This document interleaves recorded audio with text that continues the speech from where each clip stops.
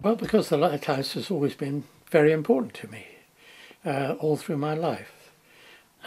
Because when I was a little boy I went to a boarding school in Orford, and I used to lie in my dormitory bed at night and look at the light flashing, and it made me feel I was not so far away from home. In much later life I used to anchor my boat downriver at night and pop up in the middle of the night, just have a look, and there she was flashing away again. And sometimes, once or twice, when I came back across the North Sea, it was very reassuring finally to see that beam sweeping out across the sea. I think it was 2010 I knew that the lighthouse was under threat, and I wrote a poem about it.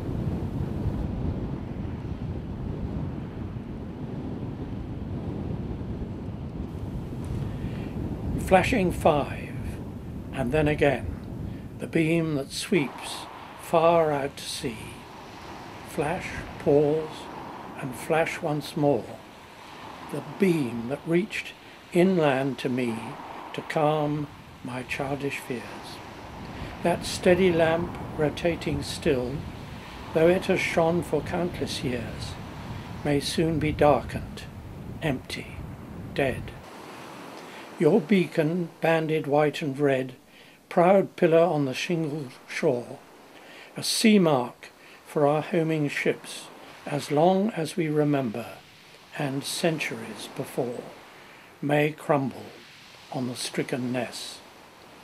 Then only church and castle, as in far distant times, will mark this edge of England, our wild, historic strand.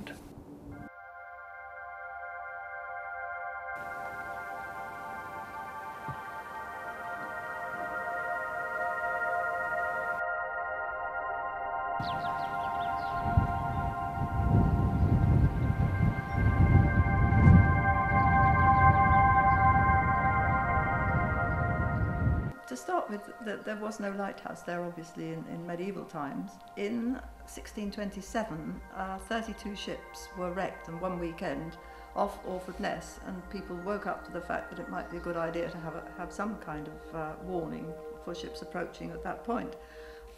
Turned into a set of private leases for different individuals. They put 2 lights because there had to be a transit between the 2 for people avoiding the banks.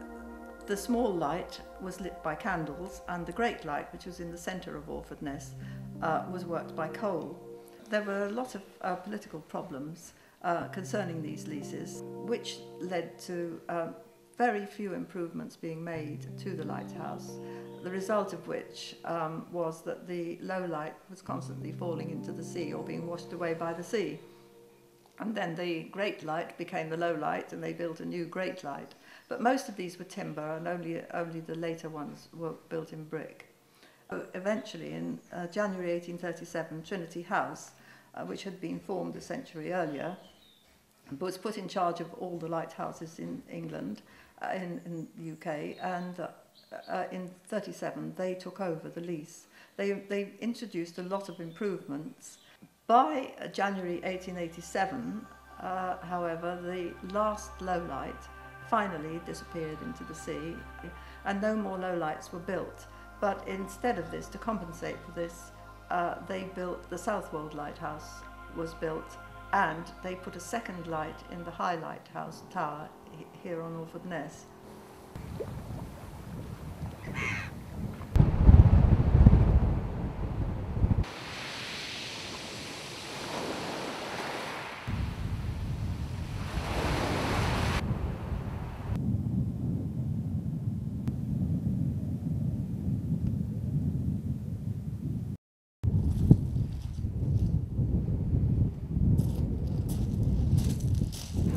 The whole thing stood on a pillar which contained a winding gear for weights, establishing a regular and constant speed of rotation, which took about 15 seconds to complete. The new incandescent gas mantles supplied the light, rotated to provide the appearance of a flash of light every 5 seconds. This highly advanced equipment was operating at the outbreak of the First World War. not short of 100 years later, allowing for improvements in materials, notably the use of electric power, and modern high-performance lamps, this 1914 system remained the basis of Orfordness Light for the remainder of its days. Likewise, the fixed central sector lights designed to guide shipping through the deep water channels between Aldeburgh and Felixstowe were also fitted with the latest equipment. Less than a week after the satisfactory completion of all this work, war was declared. The previous year, we're talking about 1914, the previous year, searching for airfields for its nascent Royal Flying Corps, the War Office had identified Orfordness as being ideal for its requirements for a secret research and experimental station. It was to retain its top secret functions in the hands of the military until 1993, when the National Trust bought it. Thus, for 80 years, a totally anomalous situation existed. Entirely civilian Trinity House staff worked, and until 1935 had their families with them, living cheek by jowl with highly secret and often highly dangerous military activity. From being remote, lonely and isolated, Orfordness suddenly became a hive of activity, and Trinity House and its staff had to operate side by side with a variety of neighbours, coping from time to time with problems not encountered at any other lighthouse site anywhere. Orfordness had always been a pioneer and unique. The tradition persisted. Only on the last day of February 1939 did Trinity House issue a categorical instruction to the keepers in charge, stating that visits by members of the public are entirely prohibited to the Rock Lighthouse.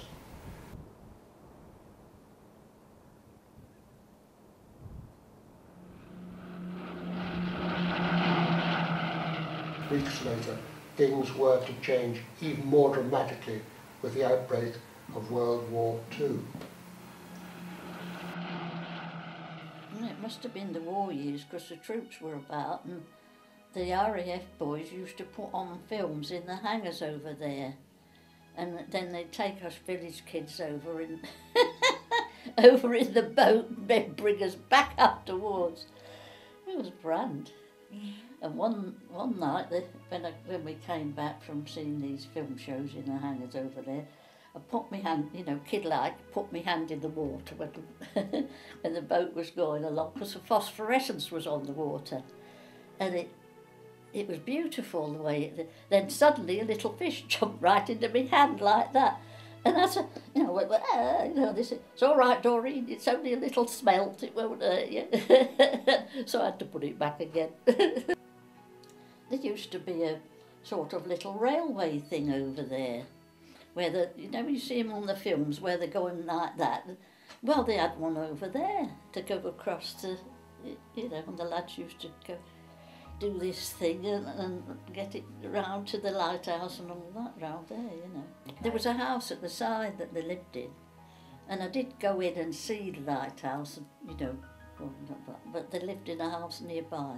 Oh yeah, it was a lot of steps, I know that, and I was a bit scared, because it was, but you could see for miles when you got there. It was lovely, and as I say, there were a lovely family there those days, so it was a real treat. You did what was, So you tell me again what you did. Went skinny dipping, right near the lighthouse. Yeah. I didn't tell everybody, of course, because we shouldn't have been there, but... For a brief spell, all military work on Orfordness Light was abandoned. The lights were dimmed, and as in First World War, they were operated only when directed by the naval authorities from Harwich. Aldeburgh contractors W.C. Reed were commissioned to disguise the tower with camouflage paint. Keepers were retained, but it must have been a bleak and at times dangerous occupancy.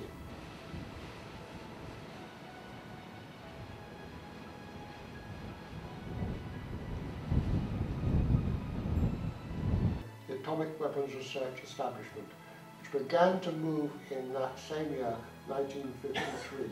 AWRE occupancy of the shingle spit and the intense use of the bombing range brought with it much stricter security. The Cold War would appear to have had far greater impact on the operation of the lighthouse than either of the other 20th century wars. The other innovation of this period was electrical power. It was being relayed to AWRE's site and available for extension to the Trinity House Lighthouse. This made possible a switch to unmanned automatic control. Work on the installation of this new equipment began in 1959. Symbolic of these changes, demolition of the accommodation and other ancillary buildings began. The cottages straddling the tower were pulled down, and the doorways into them completely sealed by new stucco rendering. Until the unmanned status was fully implemented, keepers were now provided with a caravan. The fully automatic system, which took time to install by stages, one of the very first to operate the latest equipment. It began with the laying of a submarine cable that linked the lighthouse with its operational control centre in Harwich. Next, some 7 months later, an automatic time-switched control panel was fitted in the base of the tower, where once the keepers had their communal living space. The final step was completed with full automation achieved on July the 17th, 1964. This made Orfordness Light operational entirely by remote control. On the 20th of September 1965, the whole system was deemed to be in full working order, and a momentous, if rather wistful, entry appears in the Orfordness Lighthouse Station Order Book. Assistant Keeper A. Trotman and Supernumerary Assistant Keeper T.W. McClure withdrawn from station, and keys handed to Mr. C.A. Underwood, attendant. From 1993, there was another neighbour on site, National Trust. At the time I was first here, it was very much, well, it was Charlie Underwood who was coming over as the attendant, and when he retired, Keith Seaman took over, as he was attendant also at Southwold Lighthouse as well. You know, he had some great sort of stories to tell. A harmonious relationship between the 3 occupants of the island was imperative, especially given the unreliable weather conditions. The availability of a human presence in this precarious place was always essential, and the job of ferrying the attendant every week for decades rested with the noted locals, Victor and his son Ralph Brinkley. But levels of electronic automation were developing, with control equipment regularly updated. The power and reliability of the light grew correspondingly. New lights were introduced in 1991, and a new so-called logic control unit would claim to eliminate error and guard against any type of breakdown. That's asking for trouble. And in 2000 it duly happened. The Achilles heel of the lighthouse proved to be a faulty lightning conductor, and a double strike during a particularly violent storm that year burnt out much of the precarious equipment. I do remember on one occasion being phoned up from Harwich, and one of my colleagues took the phone, and he was asked if he wouldn't mind going out and tell them whether the lighthouse was working or not. And when he came back and said no, they asked him if he knew anything about the lighthouses to see whether he could go and see what he could fix. And I think he told them he didn't really know anything about lighthouses.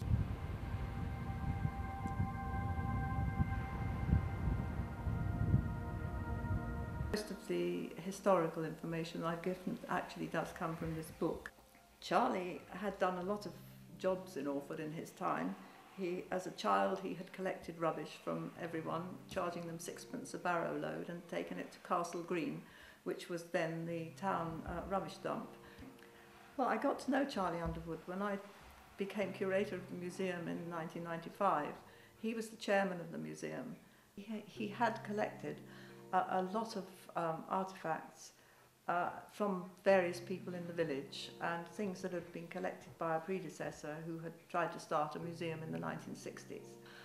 They were dispersed amongst other museums, and Charlie had gone around, and I helped him when I joined, to go around the different museums and collect these artefacts to display in the old stable behind the Crown Castle. When the lighthouse was automated, there were a lot of records there, logbooks and various things, and two great lamps, as I was told I had to call them. I called them bulbs, and Charlie was very cross because they were lighthouse lamps of different sizes and shapes and sizes, which are on display in the museum. Things, loads of photographs, and his collection in the museum is very well worth having. In 1997, unfortunately, Charlie had a heart attack and died suddenly, and it was a pity because in 1998 the museum was no longer able to use the old stable, and so with the new chairman, Michael Flint, we managed eventually in 2005 to open the museum in the castle, and Charlie would have loved that.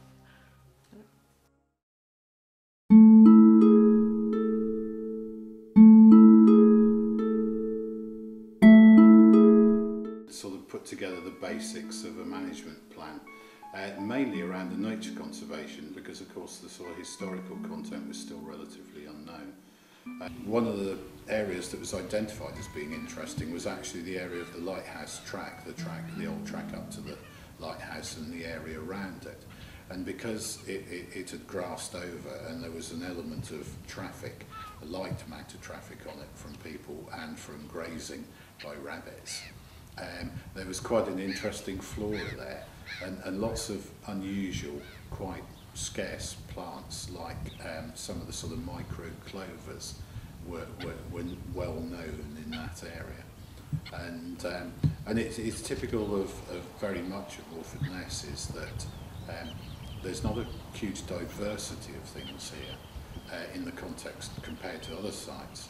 What we do have here tends to be quite unusual, quite scarce. The site, of course, is probably one of the most designated sites in a European context. So we have the site is a site of special scientific interest, which is the highest UK designation, but it's also a Natura 2000 site, which means it's covered by the European Wild Birds Directive as a special protection area and the European Habitats Directive as a special area for conservation. It's also a national nature reserve, it's a Ramsar site for wetlands and wetland birds, and I could go on. It's even got a geological conservation review listing for its shingle habitat. So it is a highly designated, a really important, even in a global context, particularly with the vegetated shingle, which we have a high percentage of the world's resource on this one site.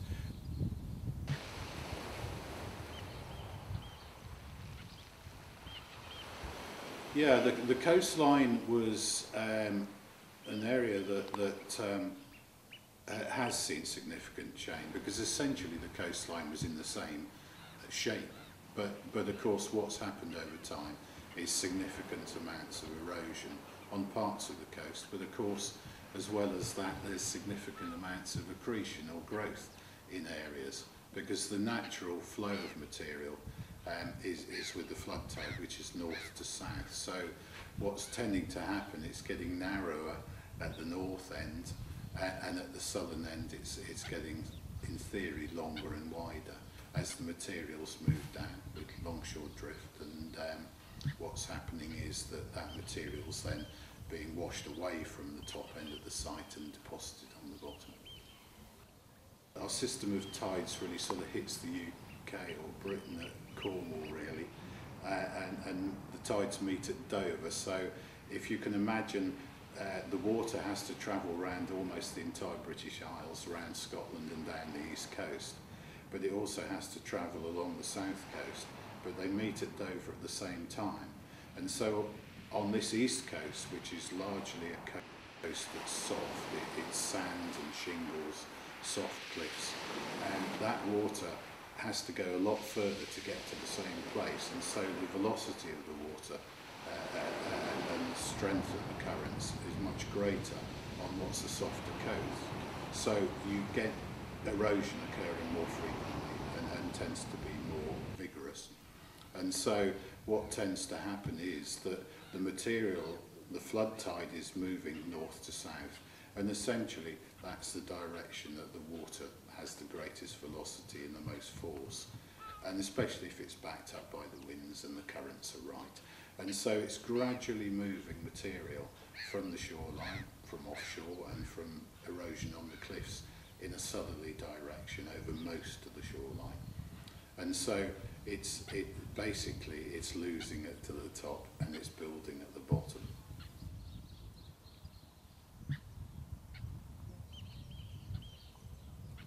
That is something that living on the coast you can't avoid, is the sea levels are rising, whether it's the fact that the tilt of the British Isles is causing some sea level rise in effect, or whether it's because sea levels are rising for other reasons, the melting ice caps and so on. The thing that's probably most obvious to us here that we're beginning to notice is the changing in the weather patterns, and the fact that we're seeing more severe weather occurring, sometimes in quite random ways, and occurring much more frequently. And I think that's the big change, that whereas, you know, once every maybe 20 years or 30 years or so on, you would have a fairly big event. Now we're beginning to see them very frequently, and in fact, you know, since about 2006, in the context of sort of storm events, we've probably had 4, 5, 6 events in that period to date, whereas prior to that, the 10, 20 years before, we only had 1 or 2. So I suppose the most dramatic thing is a loss of nearly 100 metres of shoreline over a period of 20, 21 years. We started taking photographs, and then a little later, probably by the sort of late 1990s, we started to take measurements, just with a tape measure, from the beach crest to the base of the light. And then we would report back to Trinity House, and what we began to pick up was the fact that it was visually obvious, but actually, in terms of measurement, we were seeing significant erosion beginning. The Environment Agency, probably starting somewhere around about 25 years ago, they also started to do measurement along the coastline for the bigger picture of what was happening, but it just so happens one of the areas they measured was very close to where the lighthouse is. And so they released around about 5 years ago some figures that they had taken over the period of 20 years, and that showed an average erosion rate of just under 4 metres a year. As part of the Touching the Tide project, David certainly had the interesting idea of taking a long-term view of erosion. It was donated to us by one of our local volunteers, and I've been filming now since the beginning of December or thereabouts, and obviously increasing that as the daylight gets longer. And I think I've got about 1,500 shots so far. It's mid-April 2013, and it's now about 8 months since I was last out here. And of course we've had quite a stormy winter in the interim of the bank has been cut away, undercut.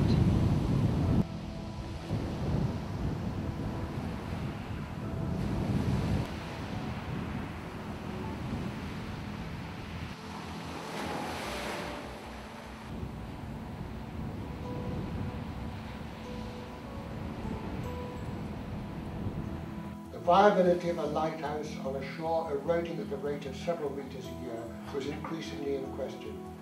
The very need for any lighthouse at all on the Ness in an age of satellite navigation was now in doubt. Of the regular review that Trinity House do, and as I understand it at the time, I think there were probably another 5, I think, lighthouses that were decommissioned alongside Orfordness, and so it wasn't particularly the Orfordness Lighthouse was picked out as the only one. It was part of a long ongoing process which I believe Trinity House do, reviewing the requirement. When the low light went, it was replaced by a new light in Southwold. Now when the high light goes, it will be a case of history repeating itself. Once again, the light at Southwold will replace the one on Orfordness. As for the iconic 1792 tower, its light is due to shut down this summer. The lighthouse at Orfordness will be switched off for good. The building is under threat from coastal erosion, so its owners, Trinity House, have taken the decision to let nature take its course.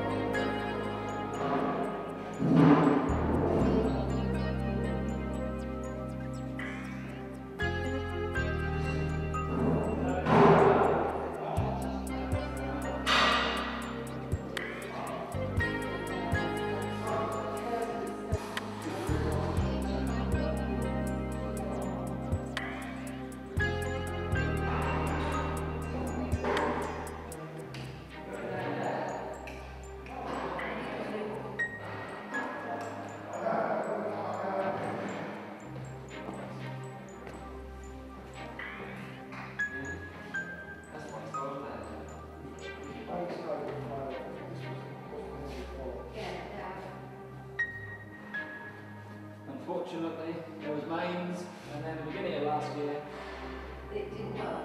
the mains just went. And Was that for a particular reason? no, we just lost the continuity between two communications and here.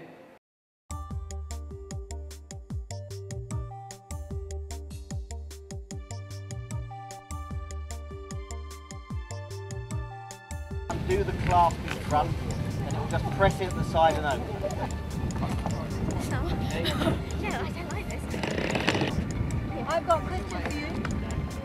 What is the key?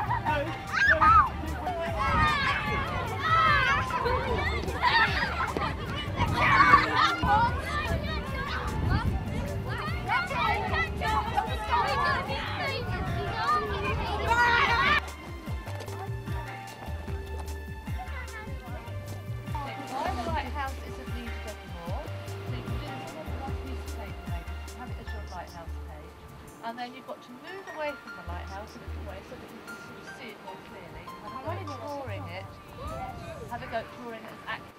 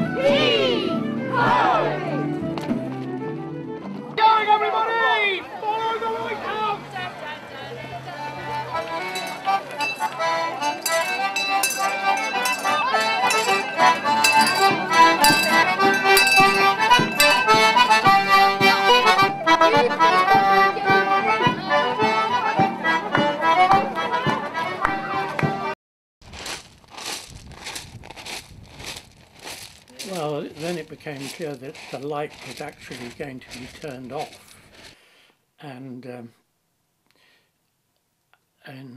this was in June 2013, 28th of June, wasn't it, that it was actually turned off. And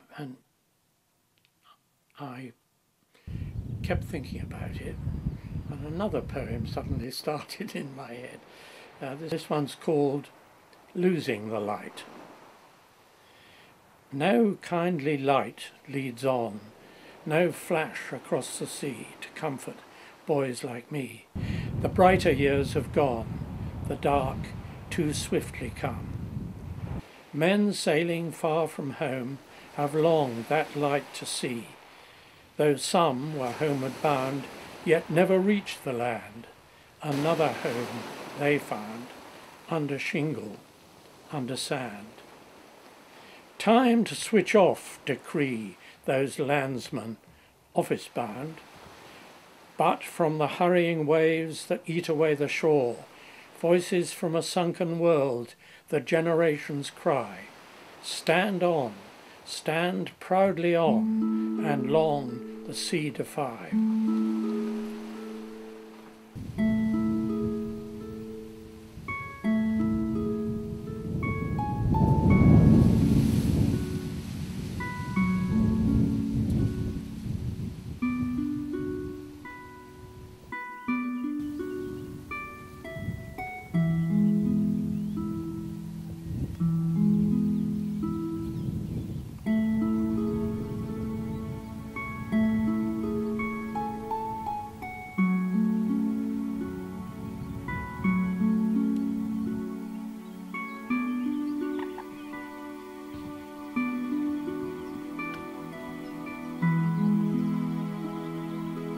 you.